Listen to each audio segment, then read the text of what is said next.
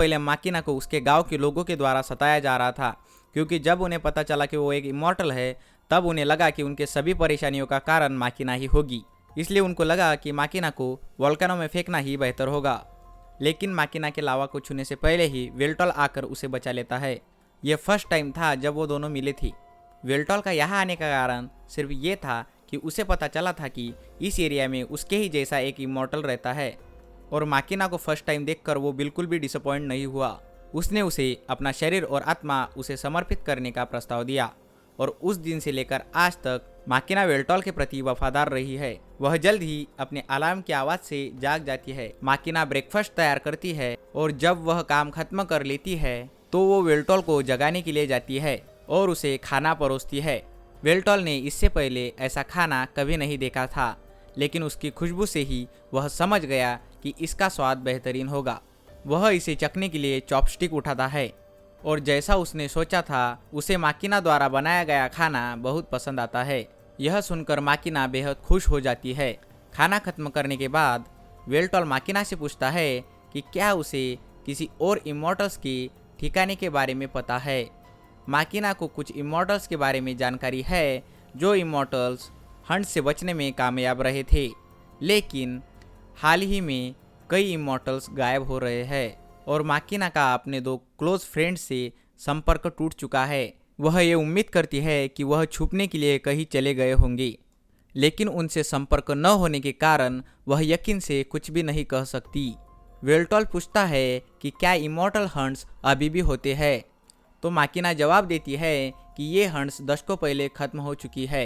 ये hunts Marcus ने अपनी टॉप पोजीशन सुरक्षित रखने के लिए शुरू की थी, लेकिन अब जब उसके पास सारी शक्ति है तो उन्हें जारी रखने का कोई कारण नहीं बचा। इमॉर्टल्स के प्रति लोगों में जो गुस्सा था वह भी अब इन वर्षों में कम हो गया है, इसलिए बाहर देखे जाने में अब उतना खतरा नहीं है। माकिना के क्लोज फ्रेंड के गायब होने के बाद वह उनके अपार्टमेंट में उन्हें देखने गई थी, लेकिन वहाँ का हाल बिखरा हुआ था।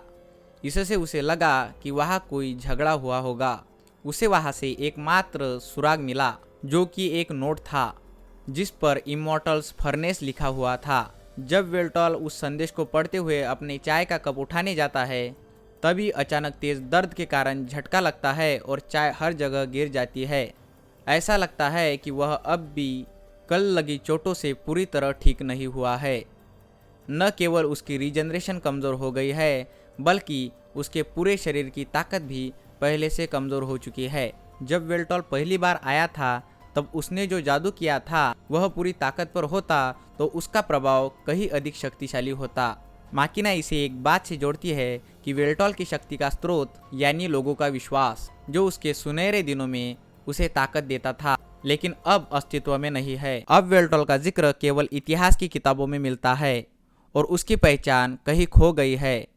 वेल्टॉल मानता है कि यह समस्या हल करना आसान है, उसे बस खुद को फिर से लोगों के बीच प्रचलित करना होगा। इसके बाद वेल्टॉल माकिना से कहता है कि वह आसपास के इलाके का पता लगाना चाहता है, क्योंकि पूरे दिन बैठे रहना उसके लिए अच्छा नहीं होगा। सबसे महत्वपूर्ण बात वह यह महसूस नहीं कर सकता कि वह बस खाली बैठा रहे, जबकि माकिना उसके लिए खाना, कपड़े और आश्रय प्रदान करने के लिए काम करती रहे। राजा के रूप में अपनी जिम्मेदारियों के बिना उसे श्रम का सहारा लेना होगा, लेकिन इसका मतलब यह नहीं है कि उसने दुनिया पर विजय पाने का सपना छोड़ दिया है। इसके बाद वह माकिना से पूछता है कि क्या वह आगे भी उसकी सेवा करती रहेगी। माकिना कसम खाती है कि वह अपनी पूरी जिंदगी उसके साथ रहेगी।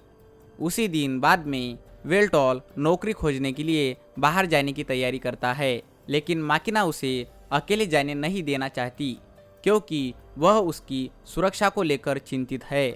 वेल्टॉल उसे याद दिलाता है कि उसे अपनी नौकरी पर ध्यान देना चाहिए, लेकिन माकिना कहती है कि वह आज की छुट्टी ले सकती है। वेल्टॉल उसे ऐसा करने से मना कर देता है और कहता है कि अगर दुर्भाग्यवश उसे नौकरी नहीं मिली तो उसे माकिना की इनकम पर निर्भर रहना पड़ेगा, इसलिए वह अपनी नौकरी नहीं छोड़ सकती। माकिना उसकी बात मान जाती है और उसे अकेले जाने की अनुमति देती है, लेकिन सुरक्षा के लिए उसे एक उपकरण देती है जिसमें कुछ पैसे और एक ट्रैकर होता है। अगर कोई परेशानी होती है तो वेल्टॉल इसे इस्तेमाल करके माकिना को संपर्क कर सकता है और वह तुरंत वहां पहुंच जाएगी। वेल्टॉल समझता है कि माकिना उसकी चिंता कर रही है, लेकिन वह जिस हद तक जा रही है उसे ऐसा महसूस कराता है कि वह एक बच्चा हो। हालांकि उसने कहा था कि वह अकेले जाना चाहता है। उसे यह भी नहीं पता कि किस तरह की नौकरियां उपलब्ध है या उन्हें कैसे ढूंढा जाए। इसके अलावा उसे भूख लग रही है, इसलिए वह ज़्यादा चयनात्मक नहीं हो सकता, वरना उसे सड़कों पर भीख मांगनी पड़ सकती है। वह खड़ा होकर चिल्लाता है कि उसके पास पैसे नहीं है और उसे नौकरी की तलाश है। लेकिन जैसे ही वह चिल्लाता है, एक आदमी उसके पास आता है और उसे ऐसा करने से रोकता है। वह कहता है कि अगर वेल्टॉल को काम चाहिए तो उसे अपने सिटीजन आईडी के साथ कमर्शियल गिल्ड जाना चाहिए। वेल्टॉल ने कभी सिटीजन आईडी के बारे में नहीं सुना था, इसलिए उस आदमी ने समझा कि वह शायद एक अप्रवासी है। क्योंकि वेल्टॉल को शहर के बारे में कुछ नहीं पता, वह आदमी उसे बताता है कि यह इलाका उसका है और वेल्टॉल यहाँ इस तरह की हरकतें नहीं कर सकता। वेल्टॉल को यह एहसास नहीं था कि वह किसी और के इलाके में कदम रख चुका है, इसलिए वह माफ़ी मांगता है और जाने की कोशिश करता है। लेकिन जाने से पहले वह आदमी उसे एक आवेदन पत्र देता है और कहता है कि इसे लेकर कमर्शियल गिल्ड जाए और नौकरी के लिए आवेदन करे। यह निश्चित नहीं है कि वेल्टॉल को काम मिलेगा, लेकिन यह खाली हाथ रहने से बेहतर है। साथ ही वह आदमी उसे चेतावनी देता है कि वह IHMI कंपनी के अधीन किसी भी कंपनी के साथ जुड़ने की कोशिश न करे, खासकर निर्माण क्षेत्र के संबंधित, क्योंकि वे बहुत शोषणकारी है और सुरक्षा मानव का मजाक उड़ाते हैं। वेल्टॉल इस आदमी की सलाह मानता है और उसका धन्यवाद करता है। इसके बाद वह रोजगार की तलाश में कमर्शियल गिल्ड की ओर बढ़ता है। जब वेल्टॉल गिल्ड पहुंचता है और आवेदन जमा करता है तो उसका साक्षात्कार करने वाला व्यक्ति उसे लेकर ज़्यादा उत्साहित नहीं दिखता। वेल्टॉल ने अपने आवेदन में वाइड स्केल एलिमिनेशन मैजिक का क्रिएशन और 500 साल पहले एक राष्ट्र का नेतृत्व जैसे कौशल्य लिखे थे। यह देखकर साक्षात्कारकर्ता शांतिपूर्वक उसका आवेदन रख देता है और कहता है कि वेल्टॉल के लिए कोई नौकरी उपलब्ध नहीं है। साथ ही वेल्टॉल के पास फैमिलिया नहीं है, जो कि इस दुनिया में नौकरी पाने के लिए ज़रूरी है, इसलिए वह वैसे भी काम के लिए पात्र नहीं है। घर लौटने पर वेल्टॉल बेहद निराश महसूस करता है।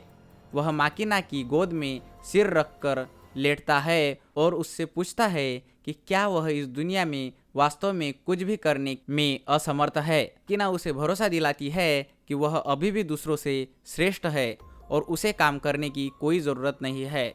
वह कहती है कि वह खुद उसके लिए सब काम कर लेगी, लेकिन वेल्टॉल खाली बैठने से इनकार कर देता है। वह माकिना से पूछता है कि क्या वह किसी ऐसे व्यक्ति को जानती है जो उसकी मदद कर सके। माकिना को अचानक याद आता है कि हाँ, एक व्यक्ति है जिससे वह मदद मांग सकती है। वेल्टॉल यह जानकर हैरान होता है कि माकिना के इस युग में भी कोई दोस्त है। हालांकि माकिना उस व्यक्ति को दोस्त कहने से इनकार करती है। वह कहती है कि केवल कभी कभी साथ में खरीदारी करते हैं, खाते पीते हैं, खेलते हैं और कभी कभी रात बिताते हैं। वेल्टॉल यह सुनकर कंफ्यूज हो जाता है क्योंकि यह सब उसे दोस्ती जैसा ही लगता है, लेकिन माकिना फिर भी इसे दोस्ती नहीं मानती। थोड़ी देर बाद वे माकिना के दोस्त के पास के एक कैफ़े में मिलते हैं और वह कोई और नहीं बल्कि एक हैकर लड़की है जिससे वेल्टॉल ने कल मुलाकात की थी। वह अपना परिचय वेल्टॉल को देती है और अपना नाम ताकाहाशी बताती है। हालांकि माकिना ने ताकाहाशी को बताया था कि महान डीमन लॉर्ड कभी पुनर्जीवित होंगे, लेकिन ताकाहाशी ने कभी नहीं सोचा था कि वह सचमुच उससे मिल पाएगी। ताकाहाशी वेल्टॉल को हकीकत में देखने के लिए उनकी जांच करने लगती है, जिससे माकिना नाराज हो जाती है और ताकाहाशी को ऐसा करने से मना कर देती है। लेकिन वेल्टॉल कहता है कि यह ठीक है क्योंकि वे यहाँ मदद मांगने के लिए ही आए हैं। वेल्टॉल ताकाहाशी से पूछता है कि माकिना और वह कैसे मिले।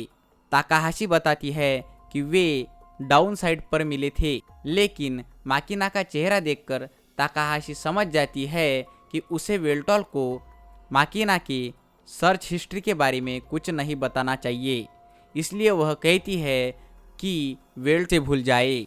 तभी वेल्टॉल ताकाहाशी की फैमिलिया को देखता है और इसे निरीक्षण करने के लिए हाथ बढ़ाता है।